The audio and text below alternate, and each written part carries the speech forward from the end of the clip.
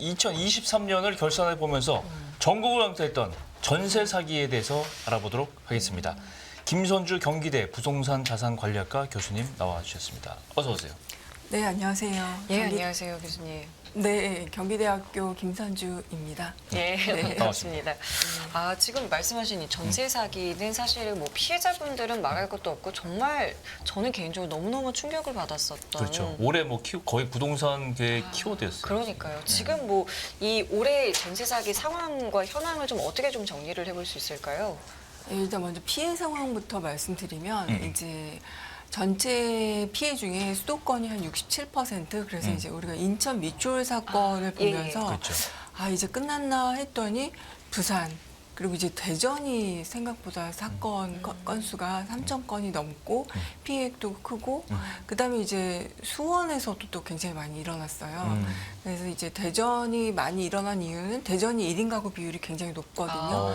그래서 혼자 사시는 분들이 아파트가 아니라 이제 뭐 다가구라던가 원룸 이런 데를 계약을 하면서 그런 이제 약간 보장받기 취약한 그런 곳을 중심으로 이제 막 대량 매입을 하고 이제 집값보다 조금 시세가 애매한 그런 경우에 이제 그 집값보다 좀 비싸게 전세를 놔서 그걸 이제 한꺼번에 보증금을 회수해서 도망가거나 이런 전세 사기 사건들이 많이 일어났고요.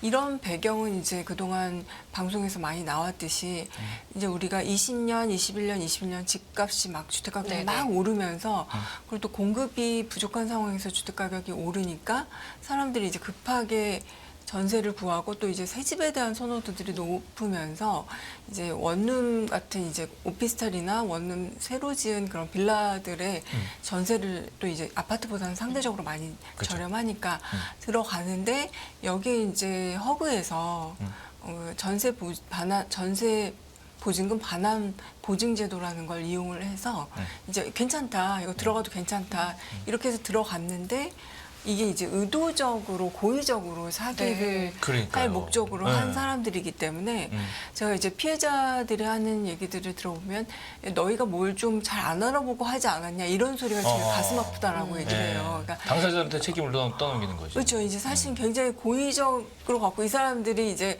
그 조직을 가지고 위에 이제 빌라왕, 건축왕이 있고 밑에 이제 바지 사장이나 그다음에 이제 그 중개사업자나 그다음에 이제 그 감정평가사들을 이렇게 다 조직적으로 이걸 했기 때문에 개인이 대응하기에는 되게 역부족이었던 것들이 이번 전세 사기의 특징이었다라고 볼 수 있겠습니다. 아니, 올해 정말 전세 관련해서 얘기가 많이 나왔어요. 말씀하신 맞아요. 대로 그 주택 가격이 높다 보니까 사실 전세를 사는 분들이 대부분 취약계층이 많잖아요. 그쵸? 취약한 네. 사람들, 집이 없으니까. 근데 깡통 전세, 뭐 네. 역전세, 전세 사기, 전세 사기도 종류가 많아요. 네. 이 개념들을 좀 정리를 하고 넘어갈 필요가 있을 것 같은데. 예, 그러니까 뭐 굉장히 새로운 용어들이 올해 네. 부동산 관련해서 네. 뭐 부실시공 관련해서 뭐 순살자 이런 얘기 나왔듯이 그런 얘기도 나오고. 전세 사기 관련해서도 뭐 빌라왕, 건축왕 비롯해서 이게 모든 게 전세 사기가 아니냐 이런 혼돈을 주는 용어들이 많은데 일단 네. 깡통 전세, 역전세, 전세 사기 맞아요. 이렇게 세 가지 용어가 이제 주로 전세 사기 관련해서 예. 나오는데 첫 번째 이제 이 세 개 중에 조금 굉장히 이질적인 거는 이제 역전세예요. 이건 뭐냐면 내가 2년 전에 전세를 예를 들어서 5억을 주고 이제 우리가 21, 22 굉장히 집값이 오르면서 주택 전세 가격도 굉장히 많이 올랐단 말이에요. 네. 그때 가격이 또 우리가 그때 임대차 3법을 시행을 하면서 4년 뒤에 받아야 할 전세금을 임대인들이 미리 예. 올려서 받으면서 전세 가격이 폭등을 했어요. 그래서 그 시기에 계약한 분들은 예를 들어서 집값이 보통 전세가 한 5억 하던 게 7억의 계약 정도를 많이 했단 말이에요. 기존의 전세금보다 지금은 이제 집값이 여러 가지 그 고금리라던가 여러 가지 상황 때문에 주택 가격도 떨어졌지만 전세 가격이 올 상반기에는 굉장히 많이 조정이 되면서 기존의 주택 전세 가격보다 지금의 전세 가격이 떨어진 거. 내가 7억에 했는데 지금 시세가 5억이다. 이걸 역전세라고 얘기를 그렇죠. 해요. 난 깡통 전세는 뭐냐면 이제 이게 전세 사기하고 좀 연결이 되는 게 깡통 전세인데 빌라 같은 경우 신축 빌라는 아파트와 다르게 시세가 잘 알 수가 없어요. 그렇죠. 그러니까 이게 이제 그 건축주하고 그다음에 부동산 중개사 분들하고 이제 약간의 담합 뭐 이렇게 해서 이게 원래는 시세가 한 8억 정도인데 매매 가격이 근데 이게 10억이다 이렇게 해놓고 전세 너희 9억에 해도 그 당시에는 허그에서 집값의 100%를 보증을 해줬거든요. 그러니까 집값이 10억인데 10억 전세 들어가도 이 반환 보증금을 해줬어요. 그래서 이번에 이제 문제가 생기면서 90% 집값의 90%까지만 가입을 하도록 변경이 됐지만 그 당시엔 100%니까 이게 집값이 이게 10억이다. 그러니까 너 9억에 들어가도 안전하다. 안심하다. 근데 사실은 이게 실제 가격은 8억이니까 깡통인 주택인 거죠. 그래서 깡통 전세라고 얘기를 하는 거고 예. 네. 전세 사기는 이런 거 상관없이 그냥 아예 조직적인 범죄 행위인 거죠. 그래서 그 사회 초년생 요번에 전세 사기의 70%가 10대에서 30대가 70%를 어허. 차지하고 있듯이 네. 이런 부동산 거래 경험이라던가 뭐 처음으로 전세 계약을 하는 사회 초년생들이 중개사만을 믿고 계약을 하는 이런 허점을 노려서 의도적으로 이들에게 전세를 조직적으로 사기 행각을 벌인 것들을 우리가 전세 사기라고 할 수 있습니다. 그렇죠. 요 전세 사기도 뭐 이제 보면은 이제 좀 유형을 분류할 수 있을 것 같아요. 네, 뭐 어떤 맞습니다. 것들을 좀 크게 나눠볼 수 있을까요? 그게 이제 첫 번째는 이제 저희가 지금 말씀드린 깡통 주택을 이용한 전세 사기.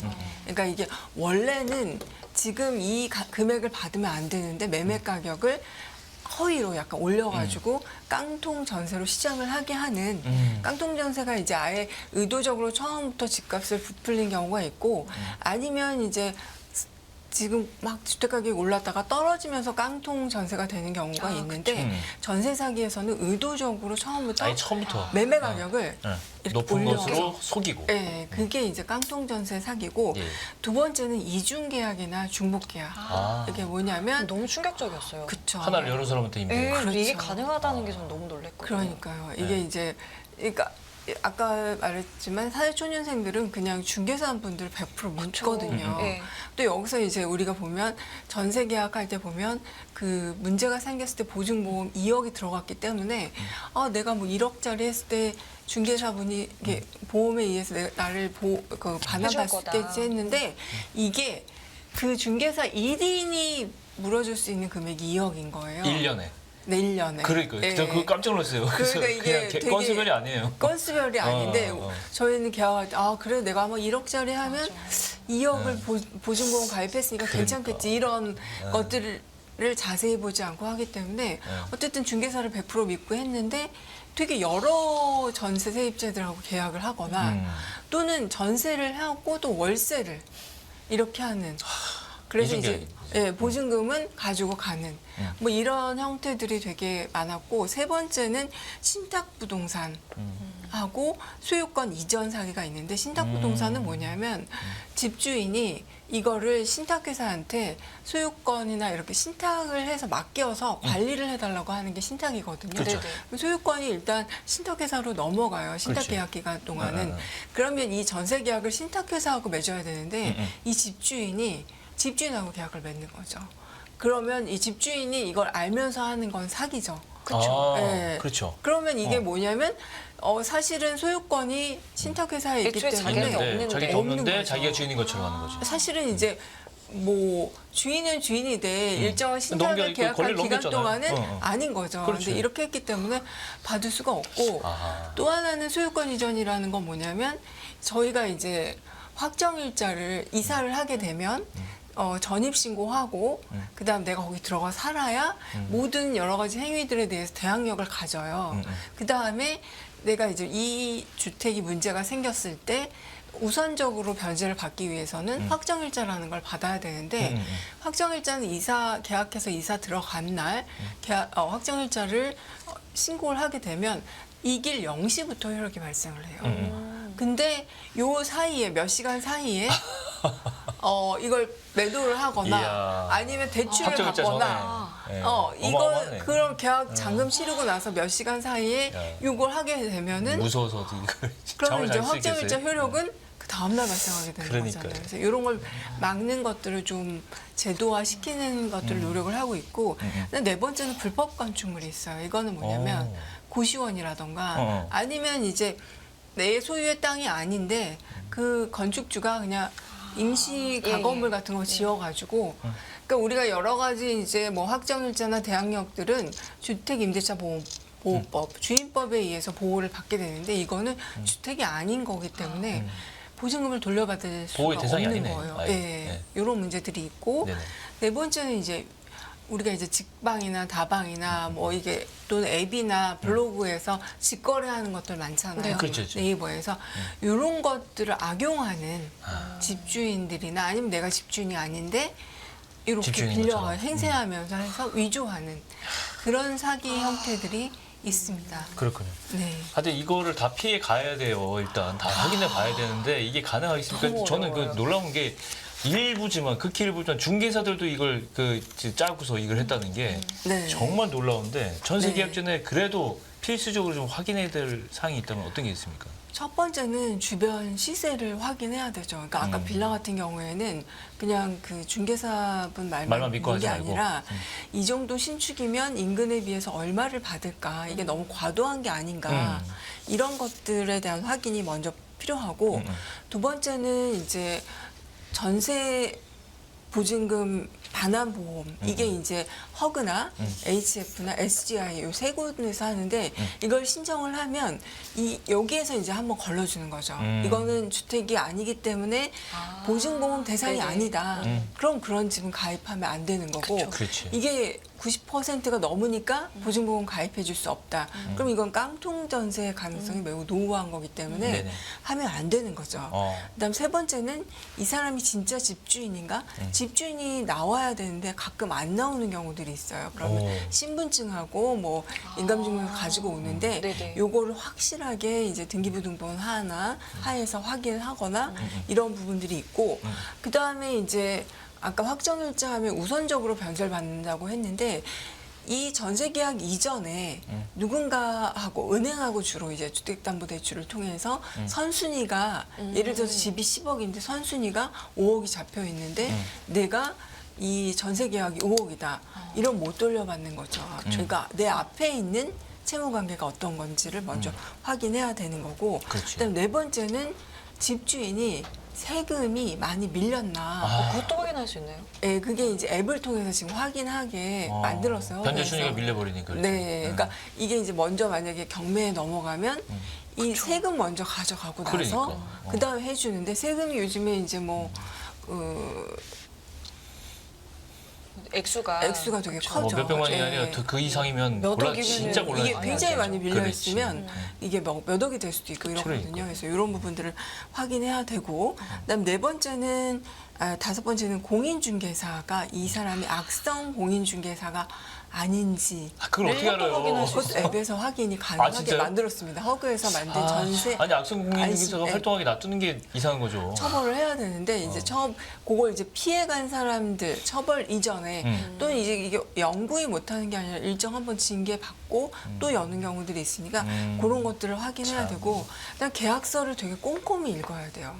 우리나라 미국은 이제 사실 계약서가 한 30장 정도 되는데 우리나라 한 장이잖아요. 그렇죠. 그래서 여러 가지 특약들이나 이런 것들을 계약하는 당사자가 되게 꼼꼼히 조항들을 넣고 확인하고 근데 사실 계약서가 여러분들도 이제 보험이나 주택 거래할 때 계약서 보면 알겠지만 글씨가 너무 작아서 읽기 되게 귀찮잖아요. 어떻게 다 알고 맞아요. 그걸. 그러니까 그럼에도 불구하고 다 읽어야지. 되게 꼼꼼히 읽어야 되고 이 계약서를 조금 보기 편하게 좀 변경해야 될 필요가 좀 있다라고 맞아요. 생각이 들어요. 용어들도 좀 너무 맞아요. 어려워서 어려워. 맞아요. 예, 그래서 이 모든 과정을 거쳐서 계약을 했어요. 네. 그런데 제가 생각할 때는 해도 뭔가를 조금 더 살펴봐야 한 되잖아요. 이후에. 그렇죠. 이게 그냥 넘어가서 이게 얼마나 큰 돈인데요. 아니 확정일자. 그렇죠. 그렇죠. 전재산이나 다름없는 그럼요. 경우들이 많기 때문에 뭔가를 또 확인해야 되는 게 필요할 것 같은데. 또 확인해야 돼. 네. 해야죠. 확인을 하고 이제 첫 번째로 일단 계약이 끝나면 제일 먼저 해야 될 게 확정일자나 전세권 설정을 해야 되는 거예요. 그 몇 시간 사이에 또 해먹는다면서요. 네. 예. 근데 이제 그 조항들을 지금 만들고 있어요. 계약 이후에 대출을 한 것들은 무효화한다던가 이런 것들 조항을 넣고 있는데 네네. 그런 악성 임대인은 그렇게 많지 않기 때문에 그래도 이제 확정일자를 받아 놓는 게 제일 중요하고요. 전세권 설정이 이제 확정일자보다는 좀 더 확실하지만 임대인들이 꺼려하는 경우들이 많기 때문에 확정일자를 받는 거가 있고, 그 다음에 두 번째 이제 계약해서 들어가서 살면서도 권리관계, 즉 집주인이 변동이 됐는지를 수시로 등기부등본을 확인하는 그런 것들이 좀 필요하고요. 네네. 그 다음에 이제 전세 보증금 반환 보험을 가입을 해서 내 전세 보증금을 되도록이면 안전하게 가져갈 수 있는 그런 부분들을 있어야 될 것 같고, 아까 말씀드렸던 국토교통부 산하의 허그에서 만든 안심 전세 앱을 이용해서 수시로 여러 가지 내가 계약한 전세집에 대한 여러 가지 것들을 조회를 통해서 뭐 어떻게 하겠어요? 내가 그래요. 내 재산을 조심해야죠. 지키는 수밖에 없죠. 네. 근데 이게 조심했어요. 조심했는데 결국은 그래도 뭐 이 당하면 당할 수밖에 없는 거다. 뭐 그게 현실인데 네. 전세 사기자 피해자에 대한 정부의 종합적인 지원 어떤 것들이 있습니까? 그러니까 이제 5월에 미추홀 사건이 이제 대대적으로 일어나면서 국가에서 이제 전세특별법, 정확히 얘기하면 전세 사기 피해자 및 주거 안정 특별법이라는 걸 만들어서 피해자를 선별해서 이제 다 모두 피해자라고 주장을 하는데, 그게 이제 국가에서는 이런 것 같아요. 형평성의 문제와 이게 아닌데 지원해달라고 하면 정부 재정으로 바꿀 수는 그러니까 없으니까 골라야지, 일단. 그런 문제하고, 그 다음에 이제 피해자들은 그러지 말고 우리 선부재해주고 후 이렇게 따져보자. 회수해 가라, 이런 것들, 이런 이제 논의들이 굉장히 많았는데, 그래서 전세 특별법을 일단 만들어줘서 여러 가지 이제 구제를 해주려는 그런 정부의 노력들이 있는데, 일단 전세 사기 피해자임을 입증해야 돼요, 먼저. 이걸 받으려면.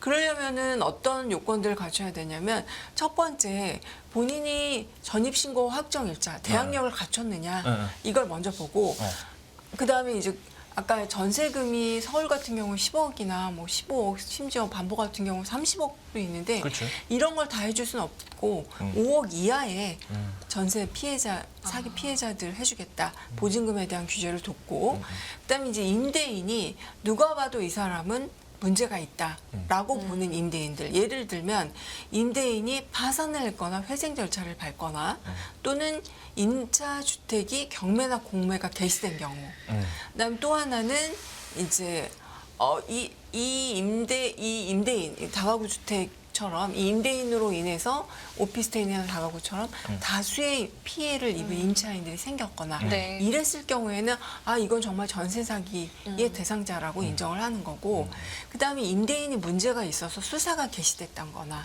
그다음에 이 사람이 의도를 가지고 임차인들을 기망할 의도로 이렇게 여러 가지 보증금을 가져가고 갈취했고 이런 것들이 입증이 된 경우에, 이런 경우에는 전세 사기이기 때문에 네. 너희들을 이 분들은 전세 사기로 인정을 하고 피해자로 인정한 다음에 구제해주는 그런 조치들을 취하고 있고요.